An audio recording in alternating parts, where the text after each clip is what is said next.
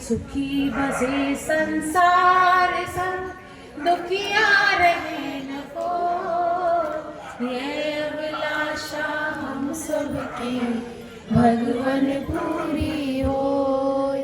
विद्या बुद्धि तेज बल सबके भीतर होय, दूध पूत धन धान से वंचित रहे न कोय। आपकी भक्ति प्रेम से मन होवे भरपूर, राग द्वेष से चित्त मेरा को सौभाग्य दूर। मिले भरोसा आपका हमें सदा जगदीश, आशा तेरे नाम की बनी रहे हमें।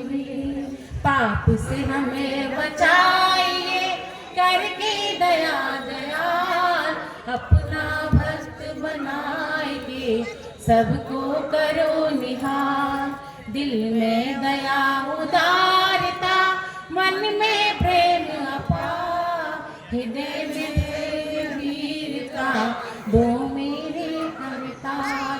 हाथ जोड़ विनती करूं सुनिए कृपा निधान, साधु संगत सुख दीजिए दयानंद दान, दयानंद आर्य समाज बल्केश्वर कमलानगर की मंच की शोभा बढ़ा रही हमारे मंत्राण जी, जो कि कुशल संचालन कर रही हैं। प्रधाना जी उषा गुप्ता जी, मंजू गुप्ता जी और सभी आर्यजन।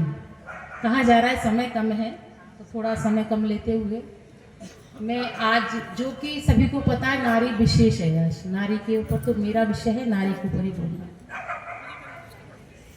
इस नारी को हमारे भारतवर्ष में नारी की क्या स्थिति थी, तो इसको हम 3 कालों में बांट लेते, विभाजित कर लेते हैं।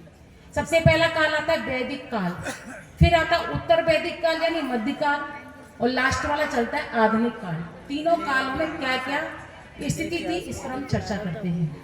वैदिक काल में सभी जानते हैं कि हमारे भारतवर्ष में सर्वोत्कृष्ट स्थान प्राप्त था नारियों को। उनकी पूजा की जाती थी कि जैसा कि श्लोक बोला, यत्र नारस्य पूजन्ते रमन्ते तत्र देवता, जहाँ नारियों की पूजा होती है देवता भ्रमण करते हैं। गृह की स्वामिनी कहा जाता था, उनके बिना कोई यज्ञ के कार्य नहीं किए जाते थे, उनके लिए निःशुल्क शिक्षा प्राप्त थी और हर जगह उनका बोलबाला था। आपने नाम सुना, गार्गी का सुना होगा, मैत्री का सुना होगा, पुला का सुना होगा, और भी अनेक नारियां हुई हैं। जैसे आपने नाम सुना होगा लीलावती जी, उस समय की महान नर्तकी हुई थी, वो विद्यावती जी हुई थी, उस समय की महान शास्त्रार्थ करने वाली हुई थी। मैत्री जो कि याज्ञवल्क्य जी की पत्नी थी, जो अपने पति के साथ मिलकर गूढ़ विषयों पर चर्चा किया करती थी। उनमें बहुत सारी स्वर्ण मुद्राएं बांधी गई, जाने कितनी असंख्य संख्या थी, वो उन्होंने बांधी। और उन्होंने सबको शास्त्रार्थ के लिए ललकारा कि जो शास्त्रार्थ करेगा वो इन गायों को, गौ माताओं को ले जाएगा। तो उस टाइम याज्ञवल्क्य जी बहुत बड़े दार्शनिक थे, उन्होंने अपने ब्रह्मचारियों से बोला कि इनको खोल के ले जाओ, और वो खोल के चल दी। सबने कहा खोल के क्यों ले जा रहे हो आप, तो बोले आप करो शास्त्रार्थ। अब सब इधर उधर हो गए, उधर के हमारे एक क्वेश्चन के प्रश्न किया, उनका उत्तर मिल गया तो डर गए सभी, सब चले गए। पर एक गार्गी थी विदुषी सेन, उन्होंने पूरा शास्त्रार्थ किया उनसे, ऋषि याज्ञवल्क्य जी, ये सभी को मालूम है। अब विषय आता है कि उस समय कहते हैं कि वैदिक काल में नारियों को बिना कोई कार्य होता ही नहीं था। पुरुष अगर विवाहित है तो नारी साथ में बैठ कर यज्ञ करती थी, सारे कार्य करती थी, पढ़ाती थी, लिखाती थी, शिक्षिका भी थी, और शिक्षिका और घरों को भी संभालती थी। पर धीरे धीरे क्या हुआ, जैसे कि विदेशी आक्रमक आए, जैसे कि अंग्रेज आए या मुगल आए, तो उस समय के बाद मध्यकाल धीरे धीरे आना शुरू हो गया, आरंभ हो गया। उस समय मनुस्मृति में उन्होंने कुछ ऐसा लिख दिया कि जो नारी होगी वो जब कन्या होगी तो पिता के अधीन होगी, जब उसका विवाह हो जाएगा तो पति के अधीन रहेगी, और जब पति की मृत्यु के पश्चात पुत्र की अधीन रहेगी। और ये उपनयन संस्कार किए जाते थे नारी को उस वक्त, वो उपनयन संस्कार भी धीरे धीरे के समाप्त होते चले गए, तो नारी की दुर्दशा और अधिक हो गई।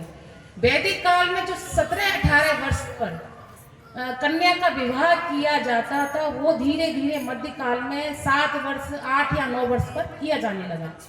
उसी समय पर बाल विवाह आरंभ हो गए, बाल विवाह आरंभ हो गए और सती प्रथा आरंभ हो गई, तो प्रथाओं का आरंभ हो गया।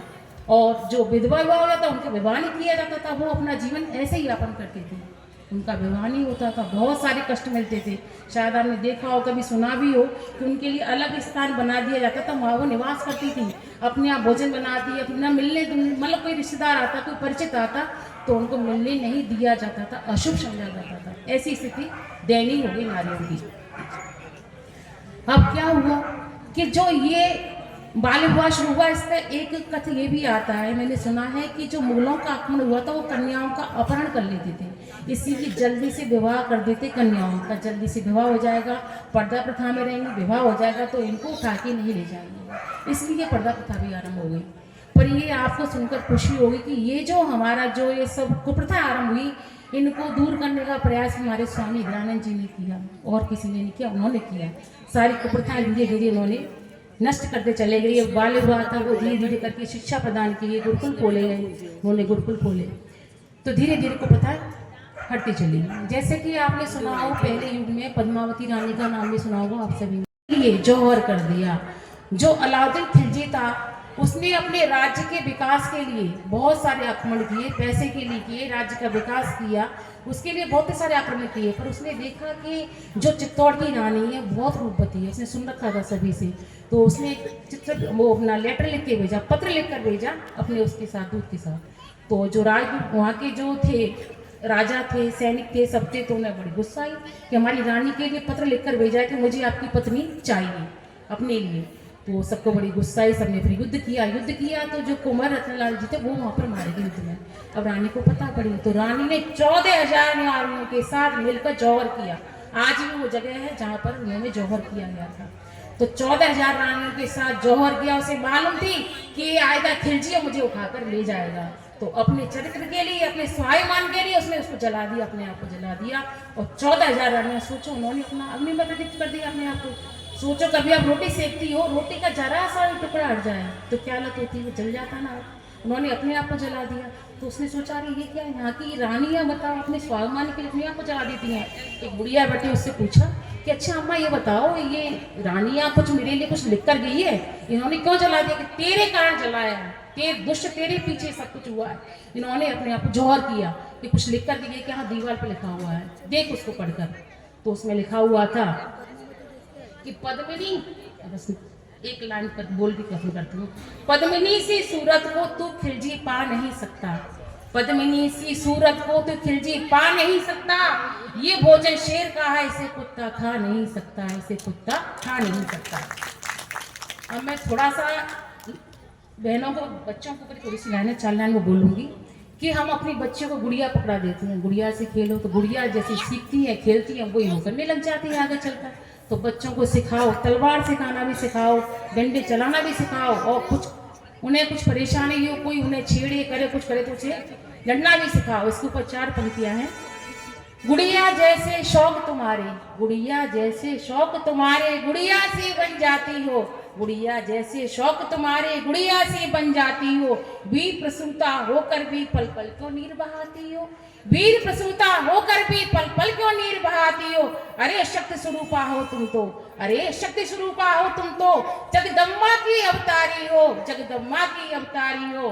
क्या दुर्योधन क्या दुशासन, क्या दुर्योधन क्या दुशासन, तुम स्वयं काल पर भारी हो, तुम स्वयं काल पर भारी हो। मत रोको तुम अभिलाषा को, मत रोको तुम अभिलाषा को, है श्रृंगारों पर रोक नहीं, तुम कलिकाओ इस भुवन की, तुम कलिकाओ इस भुवन की, सो कोमलता पर टोक नहीं, मगर वर्जना क्यों करती हो, मगर वर्जना क्यों करती हो, ढोल और तलवारों से, ढालों और तलवारों से, मगर वर्जना क्यों करती हो, ढालों और तलवारों से।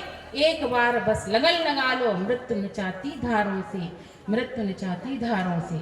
चूड़ा चोली चुनरी बिन, चूड़ा चोली चुनरी बिन, श्रृंगार पूर्ण नहीं होता है, श्रृंगार पूर्ण नहीं होता है, मगर बताओ तलवार बिना मगर बताओ तलवार बिना क्या रूप अपूर्ण नहीं होता है। हर रक्त बीज को रणचंडी का, हर रक्त बीज को रणचंडी का रक्तिम रूप दिखाएंगे, रक्तिम रूप दिखाएंगे। तब तुम खुद अपना चीर बचा लो, कृष्ण कहाँ तक आएंगे, कृष्ण कहाँ तक आएंगे। नारी शक्ति है, सम्मान है, नारी गौरव है, अभिमान है। हर दिन नारी दिवस है, हर दिन नारी दिन मना लो। नारी बिना, नारी तू प्रेम है, शक्ति है, तेरे बिना यह दुनिया अधूरी है। कभी माँ, कभी पत्नी, कभी बहन, कभी बेटी बनकर हर रूप में नारी जीवन संवारती है, हर रूप में नारी जीवन संवारती है। इसके बाद हम शब्दों को विराम देती हूँ। आप सभी ने ध्यान से सुना, इसके लिए आप सभी का आभार, धन्यवाद।